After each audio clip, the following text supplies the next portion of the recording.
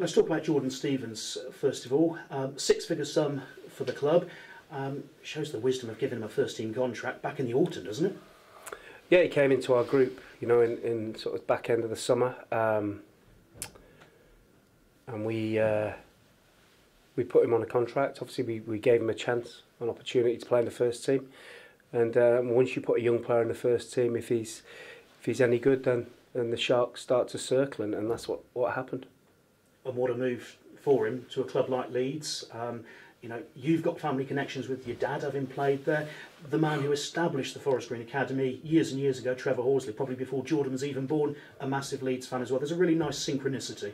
Yes, it's obviously a massive club, isn't it? And it's a great opportunity for Jordan. It's a really good deal all round, you know, in terms of what we get and ongoing.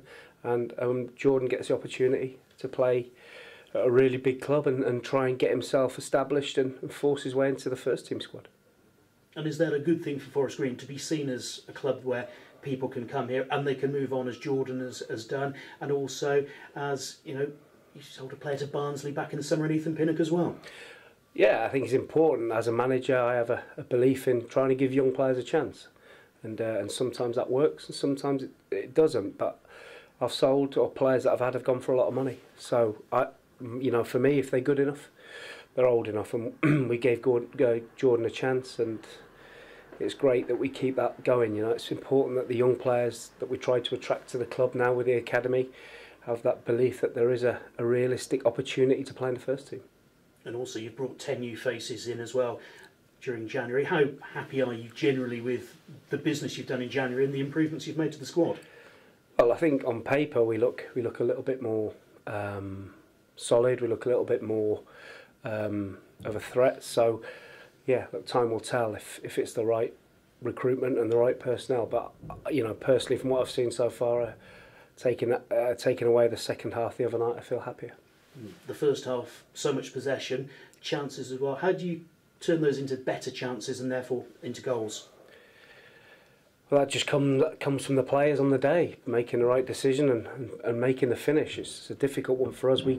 As a coach, you can get the players in the right position to score a goal, but you can't actually finish it for them. So we've tried to make it as easy as we can for the players for tomorrow and simplified it. And we're going to try and get, you know, more goal scoring opportunities. And the more opportunities we have, the more chance you would think we have of scoring a goal. Yeah, I suppose it's about quality of chances as well, isn't it? But you can't be doing too much wrong, bearing in mind you scored 5 against Cambridge. Yeah, that's right. But you know, we've had two blanks in the last 2 games, and with the 2 strikers we've got, we probably feel we need to do better. But that's probably down to me, and hopefully we're going to try and make more chances for the 2 centre forwards. 2 new players you got in on transfer deadline day. Obviously they couldn't feature against Exeter, but how close are Chris and Alex in your thoughts? Well, Chris has had a disrupted season. He's a very good footballer. Sort of the clubs he's been to have not sort of suited his style. I think the managers at those clubs will tell you that. And he's not probably fit enough to start, but he's definitely fit enough to play some part. And Alex is a very, very quick, wide player, and he's ready to play. And obviously you've beaten Coventry already this season. It'd be lovely to do the double over them, I'm sure, but they're not going to underestimate you coming here, are they? I don't think. I think Mark Robbins is an experienced manager. He knows every game is different and it's all about on the day, and got to hope that your team turns up. And you know, we want to give a real good account of ourselves against what is a really big club at this level. They have really good support away from home, and they've got some really good players, and it'll be a tough game for us, like every week.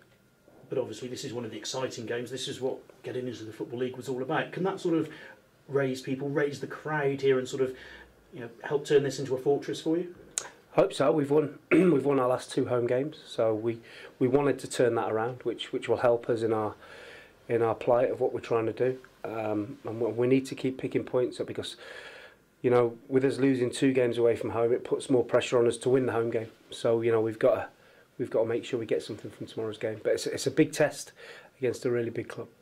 Injuries? How's the squad? Good. Yeah, we're all okay at the moment, I think. Which is a tribute to the way that you train and also your strength and conditioning staff, isn't it? Yeah, it is. We've not really been able to train too much because our training pitches are underwater, so it's been very difficult to get any grass. It's been a really wet winter down here, and like I say, all our training pitches are underwater, so it's been really difficult. So it's just been ticking the players over really and trying to make sure they're fit for the Saturday. Thank you. Thank you. Mark, a popular player in Chris Stokes is coming back to Forest Green in a Coventry shirt. Is he a player that you've liked in your time when you've been manager elsewhere, Swindon?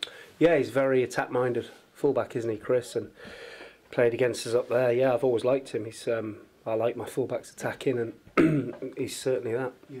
What other threats do Coventry possess? Well, they've got a striker in goal-scoring form in Mark McNulty, so we have to be careful of that. They just they're very good at what they do.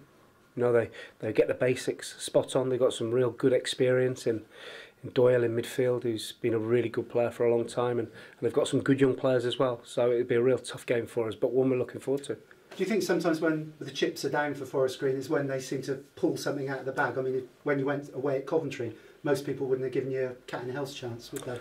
Yeah, I think that's football, isn't it, Ash? I think sometimes you rise to the bigger occasion. There'll be a big crowd for us tomorrow, and we've got to rise to that. We need to make sure we perform tomorrow, which will give us a chance to get some points. They've got the FA Cup on their minds. Do you think that will be a distraction for them, or will Mark Robbins have them focused? Yeah, Mark knows he's a very experienced, good manager, isn't he? And he's had success, so he will be getting that message across that this is the bread and butter, and this is what we've got to concentrate on. So they have a chance to get promoted. Yeah, I know you're pleased with your January shopping. The free agent window, well, not a window, but free agents are now available. Are you likely to bring anyone else in at all? If people come available and they come and train with us, then we'll have a look at anybody. Yeah, because we have to constantly try and improve. And will any of your players still be going out at all? I mean, the younger ones like Harry Pickering. Harry Pickering's going to Shortwood.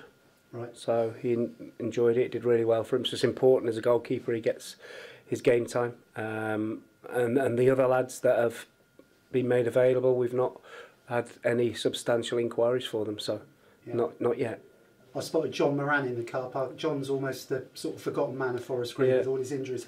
How's John? Yeah, he's been battling back from this horrible knee injury, so he's been trained for the last few weeks, and he's still getting himself back accustomed to the pace of the training. But another couple of weeks, he'll be ready to go and play. Yeah, just one more from me. Charlie Cooper played for QPR in the week. How did that go for him, and what are the plans moving forward with Charlie? Really well. I went to watch him play. Did really well, and. Yeah, it's a few clubs that quite like him, so a couple of clubs having a look at him, and we'll see where it goes. Yeah, he was on the bench on Saturday. Is there a plan to involve him at all this Saturday? Sorry, Tuesday. No, not this Saturday, not at home. So, no, not this week. Okay.